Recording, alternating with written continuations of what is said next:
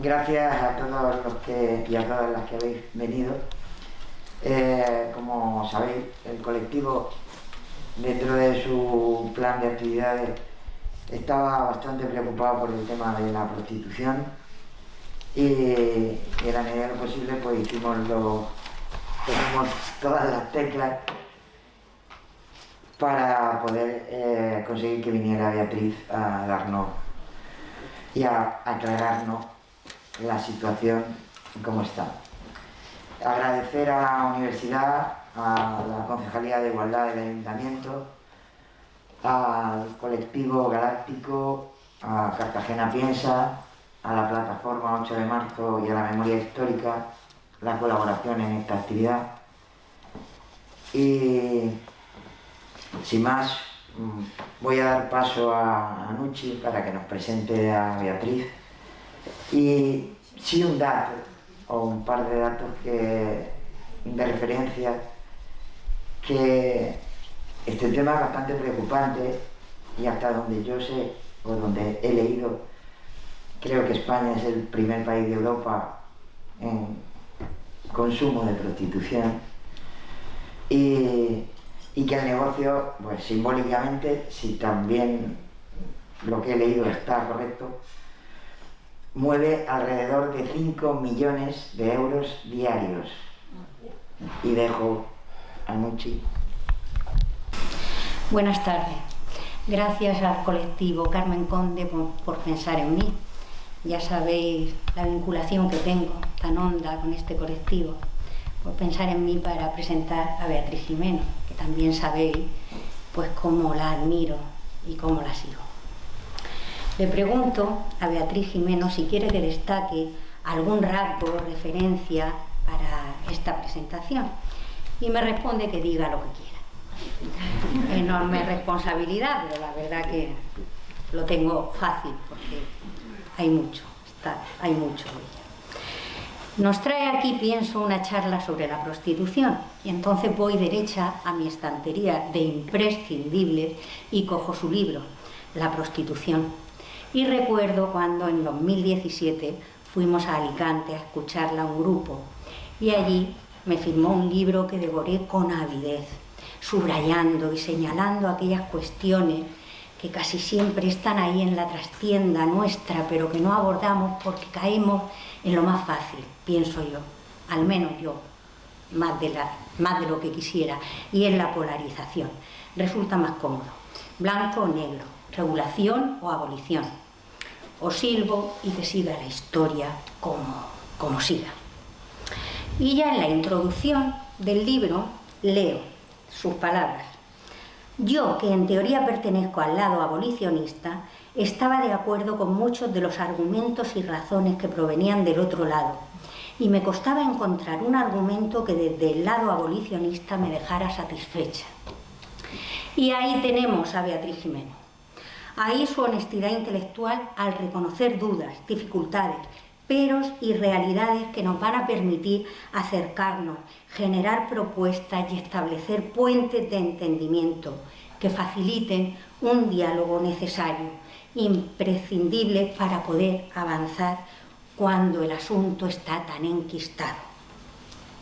Hoy, ahora, y a un golpe de clic podemos obtener toneladas de información sobre una persona o un movimiento específico. Pero diría que lo interesante es seguir opiniones, artículos, libros, posicionamientos, evolución. Es posible que así nos aproximemos algo más a la persona que nos interesa. Beatriz es teórica, feminista y activista. Y de verdad pienso que eso le da una dimensión bastante completa, pues es difícil ejercer el activismo sin un soporte teórico de los porqués que nos sacan a la calle o a los medios públicos. Estudió filología semítica porque le gustan las lenguas muertas, así lo resume. Ha sido presidenta de la Federación LGTBI, lo que le da una autoridad indiscutible sobre la problemática y necesidad de derechos de estos colectivos. También ha dirigido el Instituto de la Mujer. numerosos libros, los artículos y libros, algunos en torno al lesbianismo y su dimensión política, sobre el deseo y el placer. Cuando hicimos nuestro querido espacio en Orihuela, que te acordarás, Beatriz, viniste a él, pues buscamos sus palabras y las he traído, unas palabras para ponerlas allí, bien visibles. Y decía: las lesbianas tenemos que enterarnos de que no se nos permite ser como los gays, pero no por ser homosexuales, sino por ser mujeres. Es decir, que la subordinación es que lo abarca todo. Ella afirma que el libro que más satisfacción le ha dado ha sido la lactancia materna, un asunto complejo que aborda con investigación y agudeza. Yo destaco, además, porque lo he leído hace unos meses, La construcción de la lesbiana perversa, sobre el asunto de Rocío Bánico, Dolores Vázquez, en el que aborda cómo construyen los medios y la misoginia una chiva para justificar sus objetivos, y de manera implacable. Tremenda lección y gran trabajo, Beatriz. Su dimensión política la ejerce desde Podemos, y ahí la tenemos en la Asamblea de Madrid, lidiando con gentes reaccionarias que nos rodean, para desgracia nuestra. Es didáctica, clara y apasionada. Debido al momento que estamos viviendo, pues yo he querido recoger parte de un artículo que escribió hace poco, Guerra y Feminismo, en tu blog y en Público. Y voy a destacar este trozo, sus palabras también, por eso os decía que era muy fácil presentar a ver. Las guerras paralizan la agenda feminista y cambian las prioridades sociales, que pasan a ser absolutamente androcéntricas. ¿A quién le importa el cuidado en un escenario bélico o posbélico? Si se produce una destrucción masiva de puestos de trabajo, ¿quién va a volver a ocuparlos?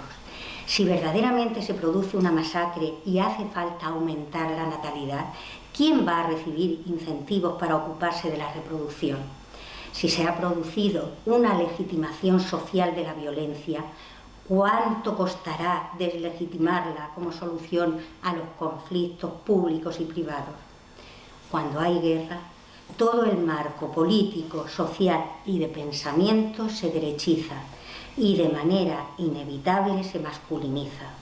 Las guerras derechizan y masculinizan el sentido común y debilitan la democracia y la lucha por la igualdad. Bueno, yo sé que me dejo mucho en el tintero, pero hemos venido a escucharte. Gracias a Nucci por la presentación, que bueno, me emociona porque bueno, estamos en momentos difíciles en general, de muchísima polarización en social y también en la opinión, por las redes, de muchísima violencia. Yo siempre digo que las redes nos han soltado ahí salvajes y tenemos que dominar las redes y dominarnos a nosotras mismas en las redes, ¿no? Y aprender, igual que hemos aprendido a comunicarnos de otras maneras. Bueno, entonces muchísimas gracias por esa presentación y sí que me acuerdo de la vez que estuve en Orihuela, y es raro porque, o sea, lo debí pasar bien o muy bien, porque es raro porque antes comentaba que estoy perdiendo la memoria porque voy a tantos sitios que no me acuerdo de nada. Pues de Orihuela sí que me acuerdo, así que muchas gracias. Bueno, y efectivamente llevo, la verdad que desde que escribí el libro de la prostitución, que creo que fue en el, no sé, el 16 quizá, pero bueno, es un tema inabarcable. Y yo he cambiado en algunas cosas mi postura. Doy muchas charlas y cursos y másters al año sobre prostitución y creo que no hay una que dé igual. Voy incorporando cosas y voy quitando otras y voy cambiando en asuntos, porque curiosamente la prostitución es un asunto que parece muy simple. Todo el mundo sabe lo que es la prostitución, todo el mundo, en el planeta. Todo el mundo tiene una opinión sobre la prostitución, así que debe ser una cuestión, parece una cuestión simple y sin embargo es enormemente compleja. Y ese es uno de los problemas que tiene la institución de la prostitución, que todo el mundo tiene una opinión y al mismo tiempo no tiene una visión real de lo que significa o de lo que es la prostitución, y esa disonancia entre lo que parece ser y lo que es, pues hace que sea muy complejo de abordar, ¿no? Es una práctica individual, es decir, hay personas que se dedican a prostitución, hay personas, hombres, que acuden, que consumen prostitución, en ese sentido son prácticas individuales, pero al mismo tiempo la prostitución es un sistema. Y es un sistema que hoy día tiene que ver con prácticamente todo, con todo lo que casi, con lo que podamos imaginar. Es un sistema que tiene que ver con la economía global, con la economía de los países. Es un sistema que llega a poder determinar el PIB, el Producto Interior Bruto, de algunos países, ¿no? Tiene que ver con el ocio, tiene que ver con el turismo, tiene que ver con las relaciones norte-sur, tiene que ver con el racismo, tiene que ver, obviamente, con la sexualidad, tiene que ver obviamente también con la igualdad entre hombres y mujeres, tiene que ver con el capitalismo, tiene que ver con la construcción de las subjetividades contemporáneas, es decir, tiene que ver con casi todo lo que hoy podamos imaginar, tiene que ver con, bueno, lo he dicho, no sé si lo he dicho, con las desigualdades norte-sur, ¿no? con las migraciones, está muy relacionado con las migraciones globales, en fin, entonces dominar todo eso y tener una visión de eso es, bueno, es algo que normalmente la gente no tiene cuando piensa en la prostitución, ¿no?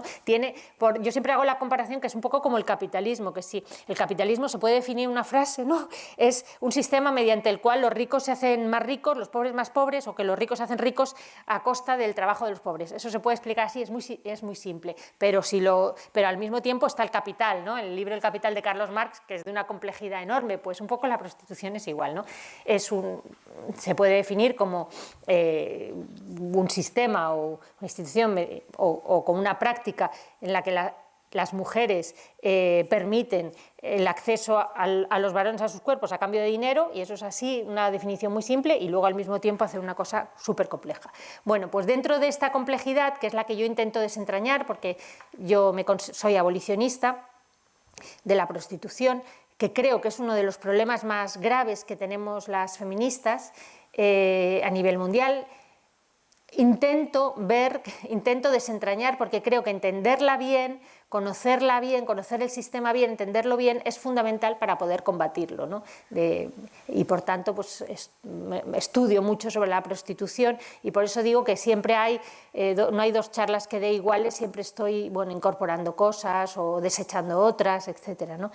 Hoy día creo que igual que la prostitución es muy complejo, también es muy complejo ser abolicionista, y eso sí que lo decía en el libro, y ahí no he cambiado, aunque hay algunos posicionamientos de ese libro que he cambiado también por mis interacciones con la gente, cuando doy charlas, cursos y tal, pues a veces también aprendo, no solo suelto el rollo. Pues es verdad que ser abolicionista o ser regulacionista son cosas que son complejas y que no se pueden definir en una frase, y que hay muchos tipos de abolicionismo, y que creo que estaría bien que, puesto que el abolicionismo también es muy complejo, pues estaría bien que nos escucháramos, que aprendiéramos, que incorporáramos unas y otras perspectivas, etcétera, ¿no? Creo que a un sistema complejo como es la prostitución, para acabar con él, o por lo menos para combatirlo, se requiere posturas o pensamientos complejos, cosas que no siempre se dan, ¿no? Bueno, ¿qué significa para mí hoy ser abolicionista? Porque ha significado diversas cosas a lo largo del tiempo. Para mí hoy ser abolicionista significa por lo menos entender que la igualdad no es posible mientras exista la prostitución. Y con eso basta para mí ahora ser abolicionista. Eso ya incluye, por tanto hay que luchar contra ella, eso es lo que se sigue, ¿no? ¿Cómo luchemos, qué medidas tomemos? Eso tiene que ser parte de un debate que siempre es muy complejo y también de prueba y error, y de admitir las contradicciones, etcétera, ¿no? Pero yo creo que lo importante, y que yo reconocería como abolicionista a toda persona que piense que la igualdad entre hombres y mujeres no es posible mientras exista la prostitución, porque la prostitución hoy día es una institución que está, digamos, remando, por decirlo así, o que está funcionando o reforzando la desigualdad permanentemente. Es más, yo creo que es una de las instituciones principales que refuerza la desigualdad, si no la principal. Porque lo primero sería decir que estoy hablando todo el rato de que es una institución. Alguna gente no la ve como una institución, pero es una institución. Las instituciones, leo aquí, las instituciones sociales son sistemas de convenciones sociales duraderas y organizadas que superan la dimensión de los individuos que las forman y que necesitan ajustarse permanentemente debido al carácter conflictivo de la historia. Esto es una definición clásica. Instituciones son la familia, la iglesia, yo qué sé, el matrimonio es otra institución, ¿no? Muchas instituciones. Y claro, las instituciones son históricas siempre, y la prostitución es una institución histórica, y esto es una de las cosas que no siempre se tienen en cuenta, que la prostitución es una institución, como institución que es profundamente cambiante, que ha cambiado mucho a lo largo de la historia y que a veces no nos damos cuenta de sus cambios, como eso que decía antes de sus relaciones hoy, pues no sé, con el comercio global, con el ocio, el turismo, etcétera. No nos damos cuenta de sus cambios y entonces no estamos siendo capaces de enfrentarla adecuadamente, por ejemplo, ¿no? A veces tenemos una idea antigua de la prostitución, que tampoco es que pase nada, uno no tiene por qué estar estudiando todo el día para enfrentarse a una cosa u otra en política, ¿no? Pero, bueno, los que sí nos dedicamos a ello, pues lo contamos, ¿no? Entonces, bueno, las instituciones, ¿qué hacen? Pues las instituciones conforman eso, sirven para organizar la sociedad de una u otra manera, crean una dentro y una fuera, de alguna manera organizan la sociedad. Y la prostitución es una institución dedicada a organizar, en este caso, el reparto de mujeres. En su origen organizaba el reparto de mujeres, entre otras cosas, unas junto con el matrimonio, unas para la reproducción y el trabajo doméstico, otras para el sexo, ¿no? Todo esto estaba vinculado a una ideología sexual, que es una de las pilares del patriarcado, etcétera, etcétera. Pero bueno, la prostitución se ha ido complejizando, y la prueba de que se ha ido complejizando es que ha resistido muy bien el paso del tiempo. Es hoy una institución mucho más fuerte que hace 100 años, por ejemplo, ¿no? De hecho, se ha ido reforzando, porque se ha hecho fuerte con el capitalismo global, con el neoliberalismo, y es una institución que chupa del neoliberalismo y que está íntimamente ligada. Hay otras instituciones sociales que se han debilitado mucho, por ejemplo, pues la Iglesia, ¿no? Como institución que organiza la vida social, pues hoy tiene mucha menos influencia. ¿Por qué? Porque no ha cambiado suficiente. Si las instituciones, en la medida en que las instituciones cambian y se adaptan a las sociedades en las que están, pues son más fuertes, son más útiles, ¿no? en su utilidad social, la que quiera que sea, en este caso negativa, pero da igual. El matrimonio, por ejemplo, tampoco es una institución que hoy esté muy fuerte. Es verdad que no está en trance de desaparecer, pero también es verdad que su utilidad es cada vez menor y cada vez hay menos gente que se casa, o que se casa a la manera tradicional, o que es cambiante. Entonces, el matrimonio ha resistido. Hay países donde ya hay más gente, en Europa, donde hay más gente no casada que casada. Hace 100 años esto era impensable, ¿no? Por tanto, bueno, en cambio la prostitución a partir de los años 80 experimenta un crecimiento global no conocido nunca antes. Es decir, hoy más gente consume, más hombres. Hay más hombres hoy, proporcionalmente, ¿no? Teniendo en cuenta el número de habitantes del planeta. Proporcionalmente hay más hombres hoy que consumen prostitución en el planeta que nunca. Es una institución en crecimiento, y esto después de que en los años 60 los teóricos de la sexualidad y las feministas pensaban que era una institución que estaba destinada a desaparecer. Y de hecho, si se estudian las encuestas que entonces hicieron los institutos sexológicos, por ejemplo el de Master y Johnson, etcétera, lo que sí se observa en los años 60-70 es un descenso progresivo del uso de prostitución. ¿A qué se debía ese descenso? Pues a que la ideología sexual o los fundamentos que propiciaban o que sustentaban la prostitución en aquel momento, pues desaparecen. ¿Qué sustentaba la prostitución en los años 60, hasta los años 60? Pues el hecho de que las mujeres no tenían sexo fuera del matrimonio por cuestiones de estigma, de costumbre, de que se podían quedar embarazadas, de todo eso, del estigma social de las mujeres sexuales. Bueno, por muchas razones las mujeres no tenían sexo fuera del matrimonio. Al mismo tiempo había, y sigue habiendo, pero había más una ideología que los hombres necesitan tener sexo o les pasa algo. En todo caso, necesitan tener sexo, por tanto, esas dos cosas, las mujeres no tienen sexo, los hombres necesitan sexo, pues hacía que la prostitución fuera se viera como una necesidad, ¿no? Social. Al mismo tiempo, Los años 60 y la segunda ola de feminismo lo que hace es, o la tercera, según las midamos las olas, lo que hace es que eso desaparece.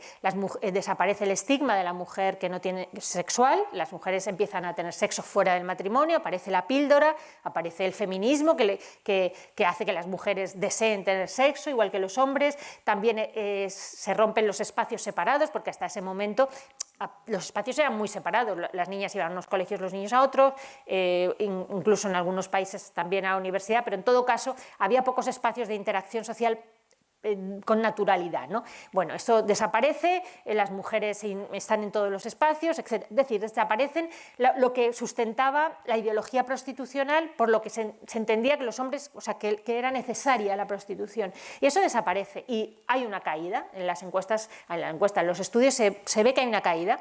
Ya no es necesario pagar por sexo porque las mujeres van a las discotecas, quieren sexo, igual que los hombres, tienes posibilidad de encontrar muchas mujeres en el colegio, en la universidad, en los lugares de ocio.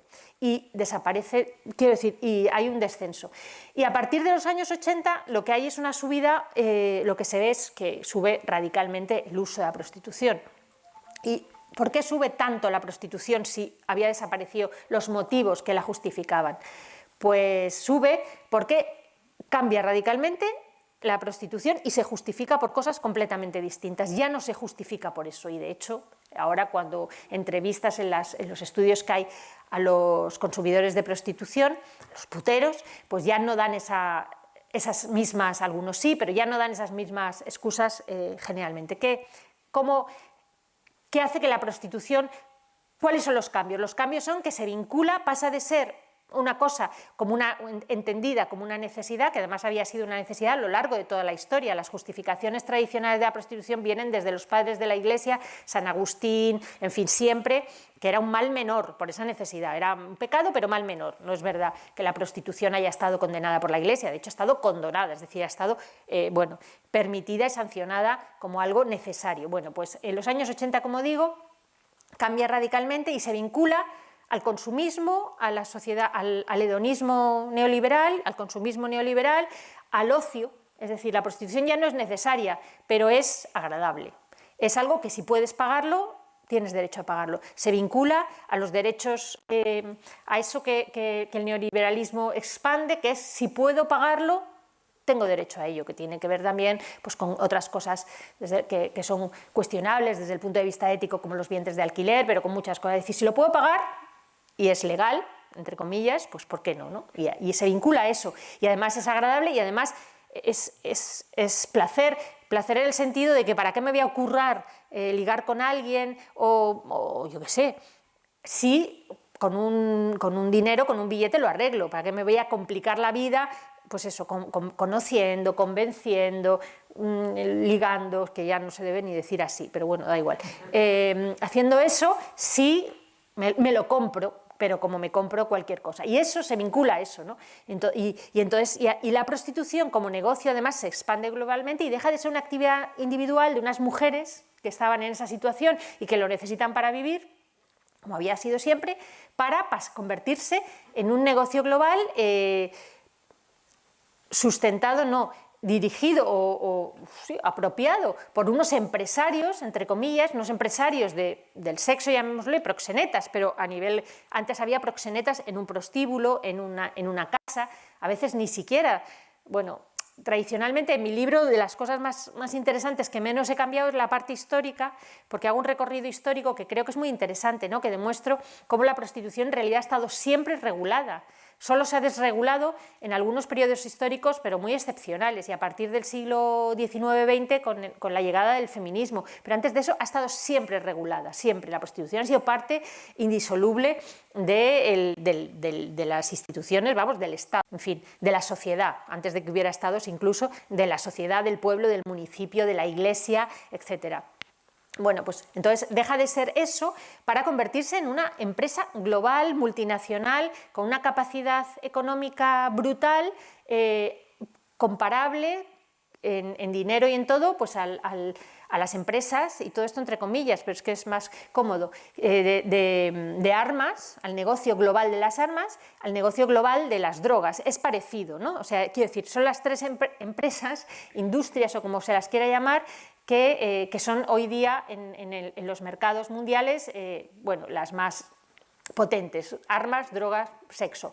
Y son además, entre ellas se entrecruzan. Tienen a veces los empresarios de las armas, si por lo que sea, o de las drogas, tienen una pata en el negocio del sexo y tienen otra pata en el otro, dependiendo también de las regulaciones estatales, internacionales, que les sean más o menos cómodas, se cambian. Son empresas también que tienen una pata legal y otra ilegal. Siempre es así en las tres, ¿no? Una pata legal, porque se puede comprar armas legalmente y hay un lobby de las armas y hay un lobby que tiene que ver, pues no con las drogas, pero sí con la industria farmacéutica, que a su vez está relacionada. En fin, estas empresas tienen una parte legal y una parte ilegal, y van y vienen y suben y bajan, el negocio del sexo se convierte en eso, en una empresa de ese tipo, ¿no?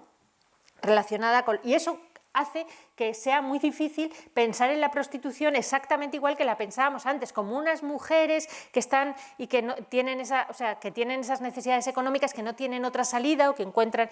Ahora es otra cosa, y realmente ni las personas que se dedican a ello, ni las mujeres que se dedican a ello son las mismas, ni los hombres que acuden son los mismos, etc. Hoy día la prostitución tiene capacidad, lo decía antes, para modificar el Producto Interior Bruto de algunos países incluso, ¿no? Tiene esa capacidad económica. Y desde luego tiene una enorme capacidad también, que eso a veces se nos olvida, en la construcción de las subjetividades masculinas. Antes no la tenía, porque nadie discutía de la cuestión de... Nadie discutía que la prostitución existía, que era inevitable, no voy a decir normal, que sí era normal, pero era inevitable, era como, no sé, como otra institución, era inevitable, era necesaria, y por tanto nadie se lo cuestionaba. Se podía ir o no a la prostitución, pues se podía acudir o no los hombres, pero estaba ahí. Hoy día tiene acudir a la prostitución es una elección que tiene consecuencias en la construcción de las subjetividades masculinas. Pensemos que, como cuando estamos pensando en una de las industrias transaccionales más importantes del mundo, que es la del sexo, pensemos que esta es la industria para que pensemos a qué nos enfrentamos cuando hablamos de prostitución, y por eso las soluciones simples a veces, bueno, está bien, pero no, también tenemos derecho a pensar complejo, ¿no? Aunque en un tuit pongamos una frase y en un artículo 3, pero pensar complejo de vez en cuando se tiene tiempo, está bien. Entonces, pensemos que estamos hablando de una de las industrias o de los negocios, o como queramos llamarlo, que más beneficios tiene del mundo, porque es la que obtiene mayor plusvalía con menos costes. A ver, es una industria que necesita, cuya materia prima, por llamarlo así, son las mujeres, y las mujeres son ilimitadas. O sea, hay muchas.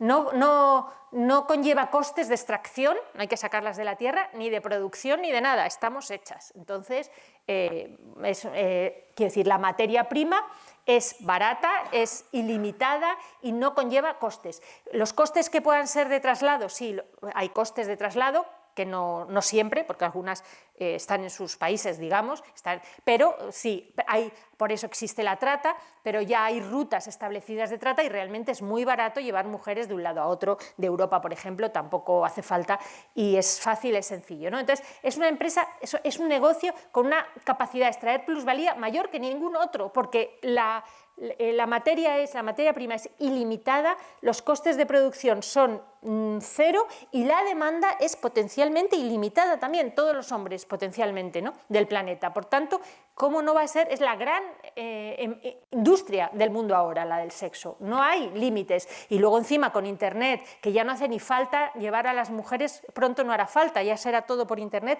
Por tanto, no hay otra. En este momento, de verdad, no estoy exagerando si digo que no hay otra industria, otro negocio, otro lo que sea, transaccional, y ni siquiera, porque ya no hace falta mover, como digo, con Internet, parecida a esta.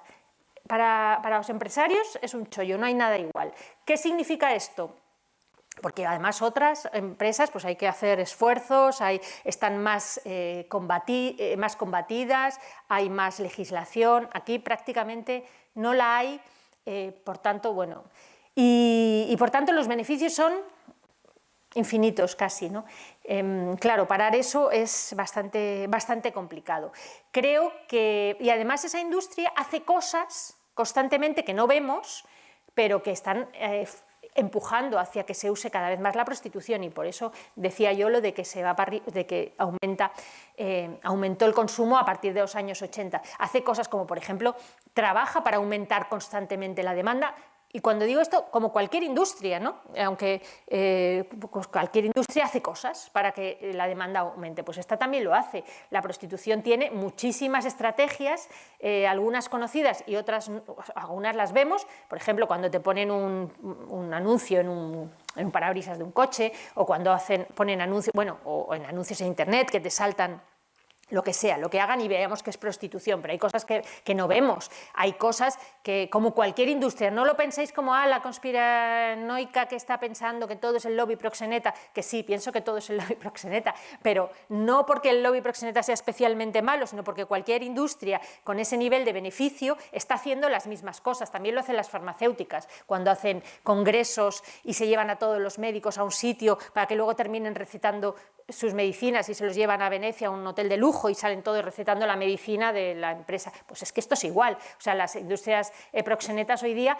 pagan congresos donde se debate qué hacer con la prostitución muy finamente y con muchas teóricas, pero lo que hacen es expandir determinadas teorías, pagan reportajes en periódicos, en fin, y sobre todo están movilizándose en todo el mundo para conseguir legislaciones más favorables a sus intereses, como haría cualquier lobby enormemente poderoso, ¿no? Están organizados consiguiendo legislaciones más favorables. Legislaciones más favorables no quiere decir que digan legalizamos la prostitución, porque a lo mejor eso tiene un coste social. No hace falta.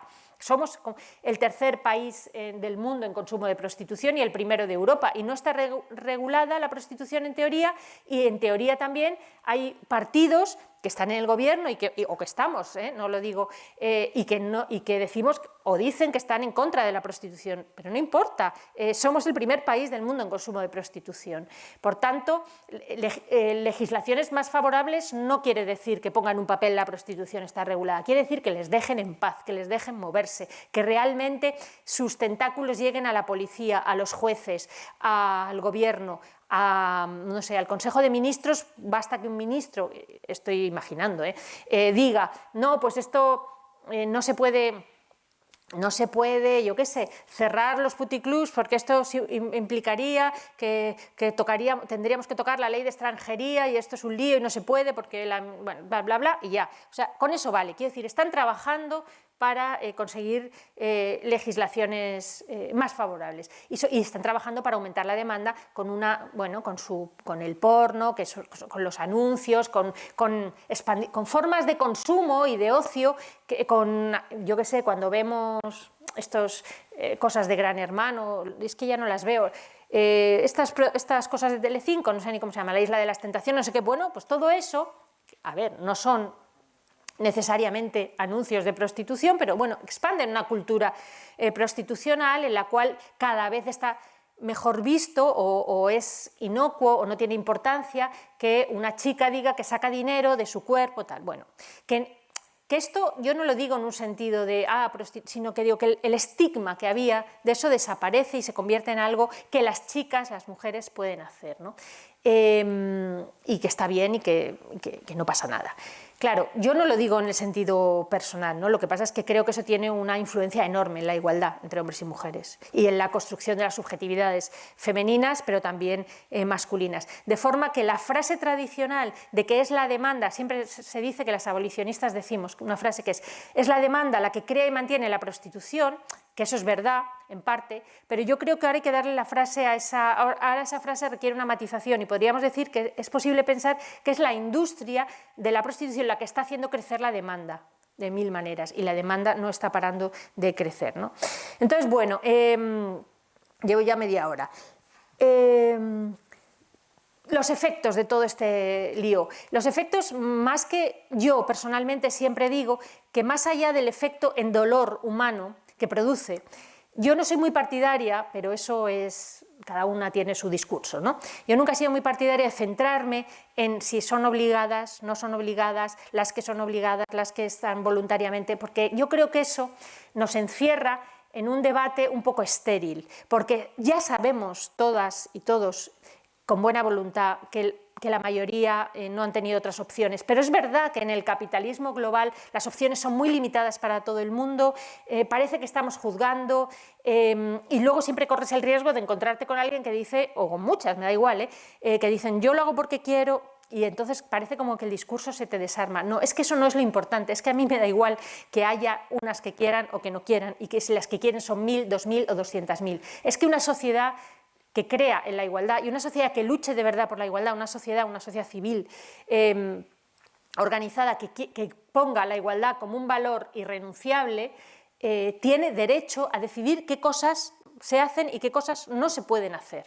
Eso, igual que los vientres de alquiler u otras cosas. No se pueden pagar por vientres de alquiler aunque tú quieras. O sea, es que, lo siento, no se puede, el otro día lo decía en la asamblea, no puedes renunciar a tus vacaciones aunque quieras.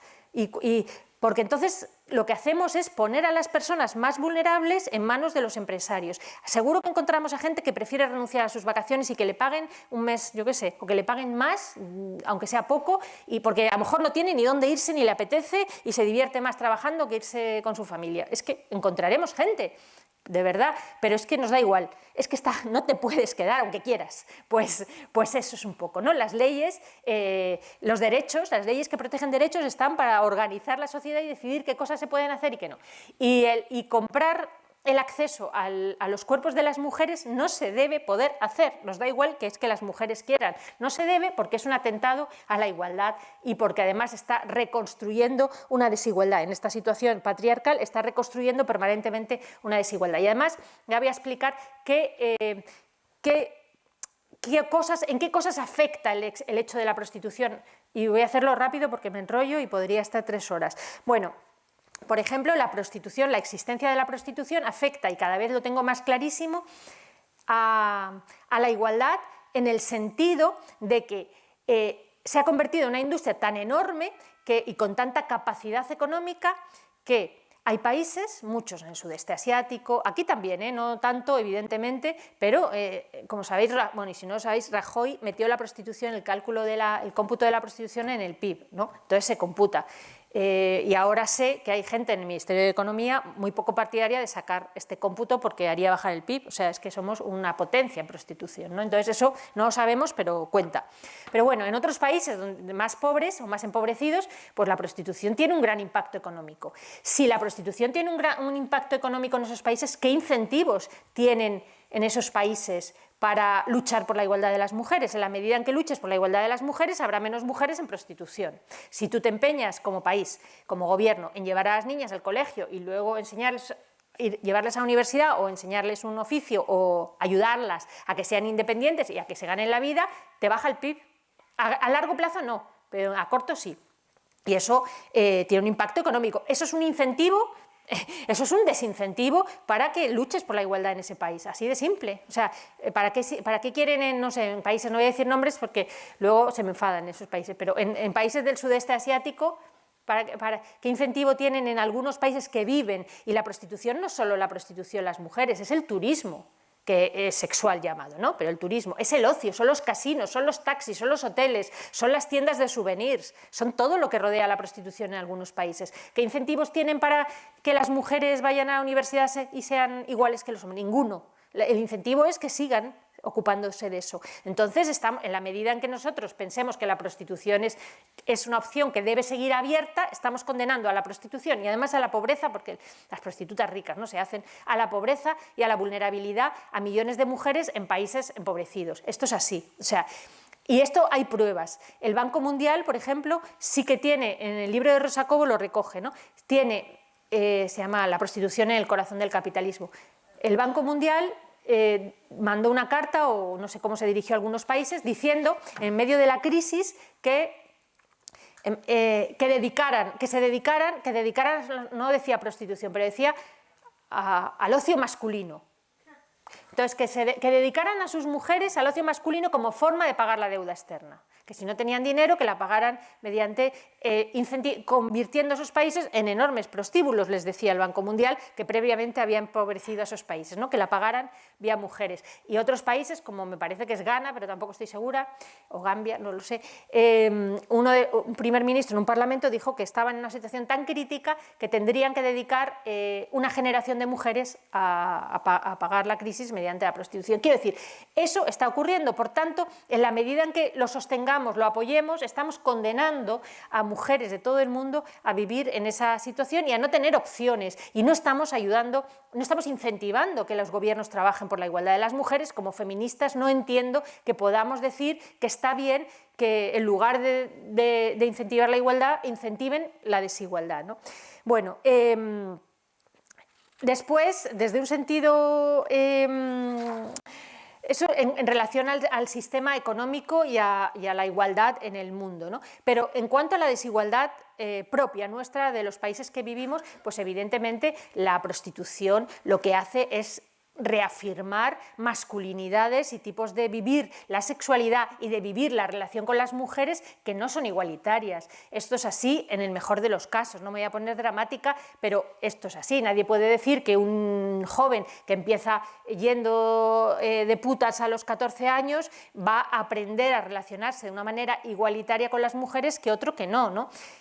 Por eso cada vez más las estudiosas de la prostitución, yo misma y otras que estamos ahí, pues cada vez centramos más en la figura del putero, del consumidor y en el efecto que tiene la prostitución en esas figuras. En todo el mundo los estudios demuestran que allí donde la prostitución está normalizada quiere decir pues que no, aquí está profundamente arraigada, pero no normalizada, es decir, todavía se ve como algo, mejor no lo cuentes, ¿no? Pero hay otros países, Alemania, algunos otros, Australia en algunas provincias, que la han no solo regulado, normalizado, sino, o sea, no solo regulado, sino normalizado. Normalizado socialmente quiere decir que claro que ya, yo que sé, que es muy corriente que las empresas regalen bonus a sus empresarios, a sus trabajadores y ejecutivos para que te vayas al puticlub de lujo o para que te vayas a hacer una... ¿Cómo se dice? Eso que van los empresarios y están un fin de semana. Bueno, un encierro de esos, que no es encierro, pero vale. Una cosa de esas, que incluye prostitutas. También había que preguntarse dónde deja eso las ejecutivas, ¿no? Ya se van creando nuevas maneras de excluir a las mujeres de los espacios informales, que es una queja que siempre hemos tenido las feministas. Una mujer, una trabajadora de la empresa Siemens, puso en Estados Unidos una demanda a Siemens porque organizaron un congreso de estos de ejecutivos en Hawái y era con prostitutas, ¿no? Pero era un congreso de ejecutivos donde se iban a trabajar, pero por las noches o el sábado o en sus ratos de ocio. Entonces ella dijo que a ella por qué no la habían invitado a ese congreso, porque las ejecutivas estaban excluidas, claro, porque molestaban, porque las mujeres en esos congresos, las mujeres que no son prostitutas, pues molestan. Entonces ella llevó el caso a la corte y Siemens dijo que a las mujeres les ofrecían otros incentivos, porque a ellos les ofrecían el viaje a Hawái y a ellas les ofrecían no sé qué otra cosa, ¿no? Pero claro, ella dijo que eso las dejaba a ellas fuera de las redes informales de poder, porque en el viaje a Hawái era donde ellos hablarían, entre juerga y juerga, hablarían de los ascensos, de quién está... Lo que hacen siempre los hombres cuando salen del trabajo y se van a tomar cervezas y nosotros nos vamos a casa a cuidar a los niños, que ellos cuando llegas por la mañana te han organizado la oficina y ya saben quién para el ascenso y todo eso. Y nosotras las feministas siempre hemos sabido que esas redes informales nos excluyen, ¿no? Y hemos luchado porque nos incluyeran, pero claro, ahora con la prostitución, pues bueno. Entonces, bueno, se me ha ido la cabeza. Sí, no, eso de Siemens, que además de todo eso, claro, eso es una reconstrucción permanente de formas de subjetividad masculinas, en un momento en el que además esas formas de subjetividad reactivas eran muy necesarias, porque es verdad que el feminismo ha producido una herida en las subjetividades masculinas. Esto es real, ¿no? Por eso también la reacción que estamos sufriendo. El feminismo ha empujado las masculinidades tradicionales y de alguna manera las ha dejado sin sitio. Es verdad que los tíos ya no pueden ir por la calle y decirte una cosa desagradable, eso que llamaban piropos, o no pueden hacer un chiste muy machista, a lo mejor, en algunos todavía pueden, pero bueno, si lo hacen en una oficina, pues se arriesgan a que a una trabajadora, una compañera proteste, se arriesga a que no se le ría las gracias en público. Luego llegan a casa, pues las mujeres ya no son las mismas, se pueden divorciar, las hijas y los hijos no son los mismos. Entonces, es verdad que las masculinidades tradicionales, sabemos que hay una herida masculina, y además una herida que no solo tiene que ver con lo personal del feminismo, que es verdad que ha arrinconado la masculinidad tradicional. Hay una herida, y ahí entro en otro tema, Nancy Fraser dice, bueno, y también Rita Segato lo estudia mucho, que el neoliberalismo ha producido una herida enorme en las masculinidades tradicionales, y es verdad, porque el neoliberalismo ha puesto a los hombres en la situación en la que siempre han estado las mujeres, es decir, cuando hablamos de crisis económica, ¿no? ¿Qué es crisis? Pues, a ver, es desempleo, trabajos precarios, sueldos que no te permiten llegar a fin de mes, precariedad vital que no te permite tener un sueldo fijo, que no te permite organizar una vida. Bueno, eso es una crisis, ¿no? Y se habla mucho de eso, o sobre todo salarios que no te permiten. Bueno, pero esa es la situación en la que hemos estado siempre las mujeres. O sea, lo llaman crisis porque les afecta a ellos, pero nosotras siempre hemos estado así, en crisis. Lo que pasa es que no se llama crisis porque es natural. Entonces, bueno, ¿qué hace el neoliberalismo? El neoliberalismo pone a los hombres en la situación en la que antes estaban las mujeres en su afán por extraer plusvalía y explotar más. En las sociedades tradicionales de los países que hoy llamamos empobrecidos, los destroza eso. Y los hombres ya no van al trabajo y vuelven por la tarde y con ese dinero pueden mantener a su familia. Eso ha desaparecido. Ahora la precariedad es para todo el mundo, el desempleo es para todo el mundo, quiero decir, se extiende, los salarios bajos se extienden, nadie puede subsistir con un solo salario en una casa, se necesitan dos, por tanto, ellas ya no pueden dejar de trabajar, aunque ellos no quisieran o ellas incluso no quisieran. Por tanto, es verdad que ahí se produce una herida también en la masculinidad tradicional, porque Segato dice que el neoliberalismo ha emasculado a los hombres, es decir, los ha castrado simbólicamente, ya no son esos hombres que mantenían a la familia, etc. Bueno, pues esa emasculación simbólica, esa forma de robarles o de ponerles, de producirles esa herida en la masculinidad tradicional, el neoliberalismo lo compensa ofreciéndoles mujeres, que siempre es la manera tradicional en la que los sistemas, los estados, el poder trata de calmar a los hombres. Y eso ocurre siempre así. Cuando los hombres están en situaciones enormes de explotación y de tensión social, a los hombres les puedes quitar todo, pero no les puedes quitar su sentido de la masculinidad, porque ser hombre sigue siendo una cosa importante para ellos, ¿no? Por tanto, yo soy un hombre es algo que todavía tiene sentido para una gran parte de la población masculina, realmente para casi toda la población masculina. Quítales todo, pero no les quites ese sentido de la masculinidad. Por eso, tradicionalmente, cuando a los hombres los sometes a una tensión enorme, por ejemplo, en una guerra, los ejércitos, ¿qué hacen? Ponen prostíbulos. Las esclavas sexuales de Japón, las prostitutas que iban detrás de los ejércitos, o sea, a los hombres tienes que dar, las mujeres, como se llamen, no me acuerdo cómo, a los hombres, si les sometes a tensión insoportable, les tienes que dar mujeres, para que por lo menos se sientan hombres. Nosotras somos la mercancía y la cosa que hace que los hombres se sientan hombres. Por tanto, el neoliberalismo les ha arrebatado muchas cosas, pero no les puede arrebatar también eso. Y por eso hay una enorme expansión del negocio prostitucional que hace que todos los hombres del planeta Tierra tengan acceso pues, a alguna mujer, ¿no?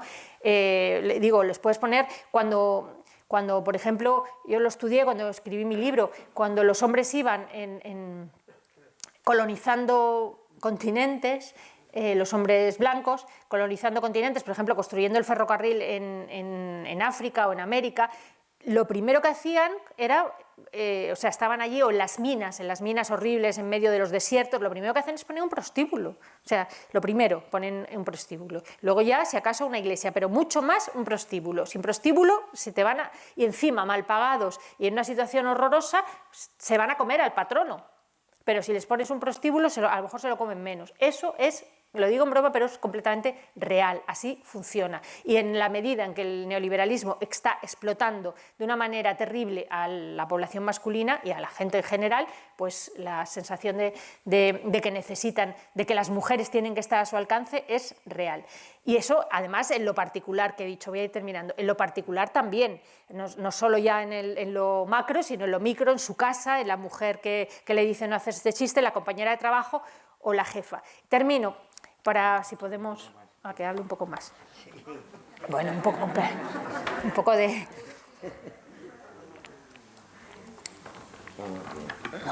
Bueno, entonces digamos que la prostitución también en este momento es una manera institucionalizada enorme de aliviar el conflicto social, ¿no? Funciona como un estabilizador de género, les das a los hombres la idea de que son hombres y que eso es importante, eso es más importante que ser una mujer. Decía antes que en las sociedades donde se ha normalizado la prostitución, por ejemplo Alemania, normalizado quiere decir, y ahí me enrollé con lo de Siemens, que no está mal visto que después del trabajo los ejecutivos se van los viernes por la tarde a los puticlubs, y lo hemos visto aquí, nos hemos horrorizado, puticlubs que tienen neones donde ponen, por ejemplo, 8 salchichas y 2 polvos, 4 euros.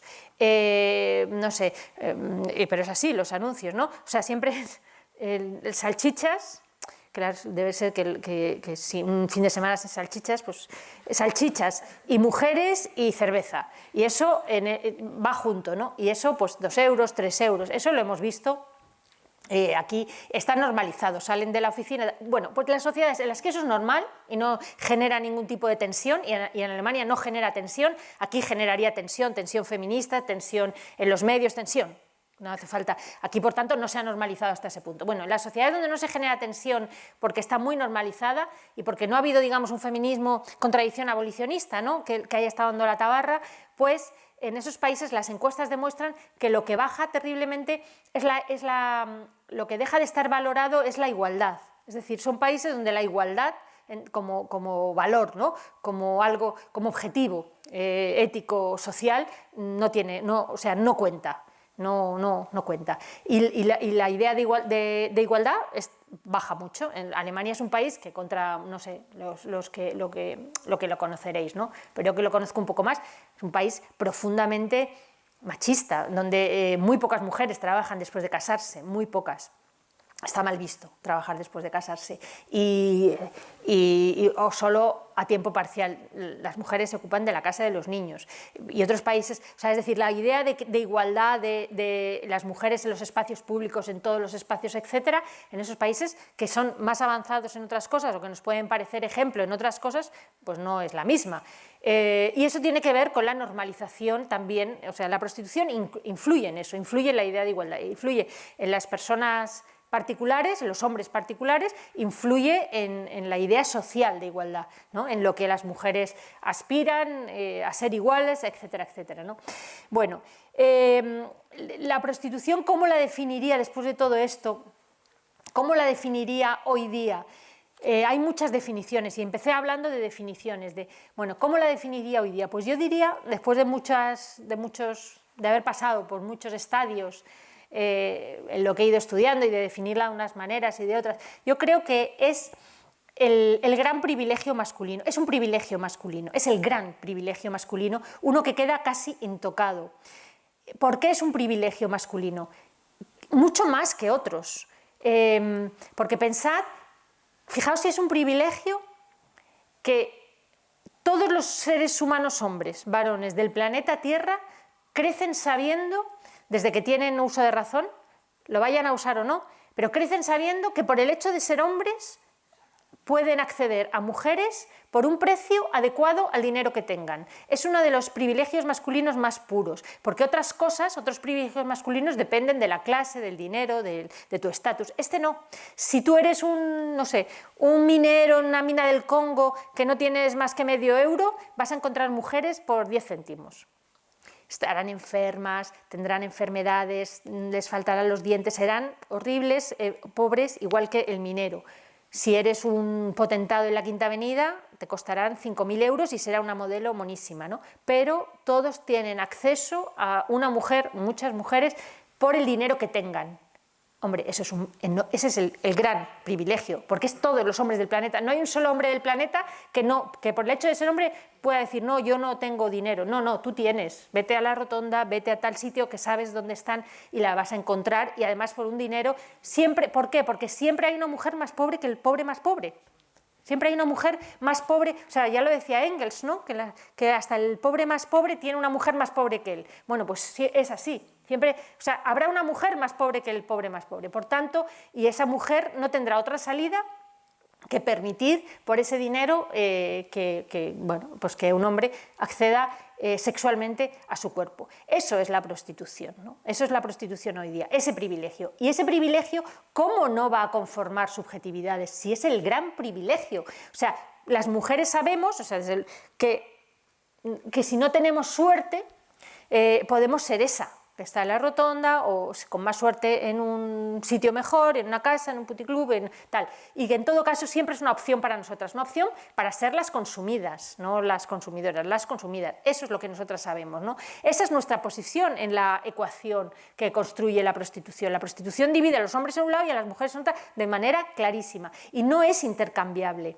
Cuando dicen, no, pero también hay profesiones, siempre me encuentro con feministas regulacionistas que dicen, no, pero es que hay profesiones muy feminizadas. Yo qué sé, ahora no lo digo en broma, una que sean 90% mujeres, el 98%, digo sí, pero si las das la vuelta y pones a un hombre a hacer eso, te puede parecer raro, te puede parecer extraño porque nunca has visto a un hombre haciendo eso, no sé qué. Ponles limpiadores, que normalmente, de verdad, las limpiadoras de oficinas son un 90% mujeres. Imagina, o sea, pues, te puede parecer raro, pero no te parece que es el fin del mundo, ni llegas a tu casa, he visto un limpiador, no pasa nada. Y el capitalismo y el patriarcado siguen igual, aunque haya limpiadores. Pero si tú pones a una mujer, o sea, tú no puedes dar la vuelta a la institución prostitucional, porque si pudieras poner a los hombres en la posición que están las mujeres en la prostitución, no existiría patriarcado. Puede que existiera el capitalismo, pero el patriarcado, desde luego, no. Es decir, porque no son las modelos de la Quinta Avenida. Si tú pudieras poner a los hombres, es decir, o si los hombres estuvieran en una posición social y económica en la que tuvieran que ponerse en las rotondas semidesnudos para que mujeres en coches pasaran y les obligaran a practicarles sexo oral en el coche por 5 euros, si eso fueran los hombres y las del coche fueran las mujeres, desde luego no habría patriarcado, porque esa posición es de completo despoder respecto a quien está en el coche, es decir, no es intercambiable. Tú puedes intercambiar con una modelo de 5.000 y haya un tío que también con una rica de 5.000, vale, eso sí, pero eso no es el sistema. El sistema es que son las mujeres las que al final de la cadena, o sea, las que están al final de la cadena. Tú no puedes poner al final de la cadena a los hombres o la cadena se rompe entera. Es decir, la última de la cadena es una mujer porque existe el patriarcado, si no, no habría patriarcado. Por lo tanto, no puedes no puedes revertir la situación ni puedes decir, no, es que los hombres también se prostituyen, en fin, con argumentos que ofenden un poquito a la inteligencia. ¿Cómo acabar con todo esto? Y ahora sí que termino. ¿Cómo acabar con todo este sistema que es mucho más complejo, mucho más potente y mucho más fuerte y está mucho más enraizado porque tiene que ver ya con, bueno, lo decía antes, con el consumo, no se piensa, con la moda, ya no es un pecado, antes por lo menos era un pecado, era algo que estaba mal, ahora no, es, bueno, está bien, me apetece, lo ven bien ellos y ellas, tiene que ver con el consumo, antes no hablé, pero con la personalidad consumista, me apetece, lo consumo. Nadie hace juicios morales del consumo ya, ¿no? Eso está pasado de moda, por lo tanto, de esto menos. ¿Cómo acabar con esto? Por eso yo, realmente, aunque soy profundamente abolicionista, porque a mí esto me parece que es una institución que refuerza constantemente la desigualdad, está para eso, está para que el patriarcado se mantenga, además del capitalismo, pero para que el patriarcado no se debido al empuje del feminismo para que el patriarcado no se deshilache. Porque es que nosotras estamos avanzando mucho, nosotras estamos ocupando espacios, nosotras estamos comiéndonos en parte, ¿no? esos espacios, pero la prostitución nos frena, ahí estamos nosotras al final, las que somos consumidas, ¿no? Las que en México son consumidas, las que ahora en Ucrania hay una guerra, pero las que están raptando en la frontera para que sean víctimas de trata no son ellos, son ellas. Ahí está, es eso, ¿no? Ahí eso evita que el patriarcado se deshilache, ¿no? Entonces, ¿cómo combatir eso? Pues ahora ya lo digo y es que no lo sé, que eso es lo que, digamos, me hace que a veces pues, no le guste mucho a la gente, porque a veces las soluciones simples no es que esté en contra de determinadas soluciones, porque supongo que todo ayuda, pero si soy honesta, o siendo honesta, y en esta charla se puede ser, luego cuando, pues yo qué sé, escribo eso de un artículo, pues es distinto. No es que no sea honesta, pero no me puedo complejizar mucho. Pero siendo honesta, yo creo que la única manera de terminar de verdad con la prostitución, o sea, hay que hacerlo de muchas maneras, pero una de las fundamentales es convertirla en algo socialmente inaceptable. Es la única manera. Es decir, que cambie la mentalidad social. Eso se puede hacer de muchísimas maneras y no es tan difícil, aunque parezca imposible, no es tan difícil. Las mentalidades sociales cambian. En poco tiempo nos acostumbran a pensar que no pueden cambiar, pero pueden cambiar en poco tiempo dependiendo de diversos acontecimientos, ¿no? Han cambiado históricamente, lo hemos visto, pues yo qué sé, políticamente, pues el 15M y todo cambia. Y la gente piensa de otra manera y de repente se abren preguntas. Pero no hace falta que sea un acontecimiento determinado. Yo, por ejemplo, lo viví clarísimamente con la cosa LGTB, la lucha por el matrimonio igualitario. O sea, nosotros pasamos de ser un país que el maricón del pueblo lo embreaban y lo perseguían no sé qué, casi sin solución de continuidad, a ser un país que aprobó el matrimonio, que tenía unos altísimos índices de tolerancia o de aceptación de la diversidad sexual enormes, no voy a decir de un día para otro, pero de 10 años para 10 años. Yo lo viví. Pues ¿cómo se hizo? Pues con una conjunción de activismo, de que los poderes públicos lo vieron aceptable y lo apoyaron, de que los medios lo vieron aceptable y lo apoyaron, de un trabajo social muy importante, pero bueno, se dio una conjunción de cosas y la mentalidad social cambió radicalmente. No hay ningún motivo porque la mentalidad social no pueda cambiar radicalmente respecto a la prostitución. Pero creo, que de un día para otro pase a ser algo inaceptable. Inaceptable no quiere decir que no haya gente que siga yendo, sí, ya, y también hay homófobos y también hay de todo, ¿no? Y hay crímenes y eso no es inevitable. Yo no sé si soy muy partidaria en este momento, yo oscilo entre determinadas leyes, no lo sé, pero bueno, depende del día que me coja, pero sí que lo que sí sé es que hay que cambiar la mentalidad social y yo creo que para cambiar la mentalidad social tiene que haber un activismo determinado y sobre todo creo que hay que ganar la batalla, entre comillas, dentro del feminismo también, ¿no? Que hay que entender, que todo el feminismo tiene que entender que mientras exista la prostitución no vamos a ser iguales. Más allá de cómo hacerlo, de si ellas quieren o no quieren, de esas cosas que venimos debatiendo y que para mí no son el debate, no son el cuerpo del debate, no vas al núcleo de la cuestión. Yo creo que tienes que entender que esta institución impide que seamos iguales, porque está generando desigualdad, está reforzando la desigualdad y está siendo una muralla, un muro de contención de la igualdad. Que hasta que no entendamos todas las feministas eso, pues va a ser muy difícil, ¿no? Y bueno, y eso, las explicaciones complejas quiero decir, creo que son necesarias las explicaciones complejas, no, el pensamiento complejo yo creo que nunca está de más, la verdad. Otra cosa es luego que hay que legislar, cómo lo vas haciendo, etcétera, ¿no? Pero bueno, y yo creo que se puede hacer. No sé si estamos muy bien o muy mal, porque es verdad que estamos en un momento raro dentro también del feminismo y la polarización social política nos está afectando y está afectando todo, pero bueno, son fases.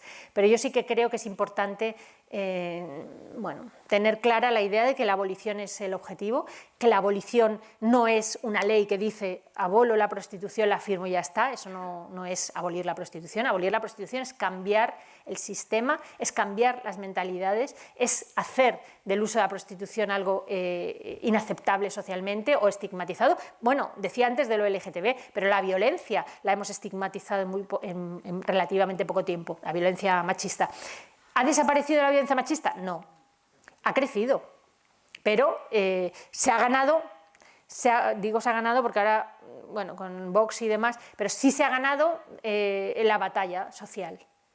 Eso es lo que hay que hacer con la prostitución. Así se ganan las batallas sociales. No quiere decir que hagas desaparecer el mal de la tierra, no desaparece ni la violencia, ni las guerras, ni la pobreza. En fin, luchamos, es un camino. Entender que el abolicionismo es un camino que nos tiene que llevar a estigmatizar socialmente el uso de la prostitución y a ampliar los límites de la igualdad, por tanto, y a cerrar la puerta a derruir esa muralla de desigualdad. Y ahora sí que me callo, gracias. Gracias.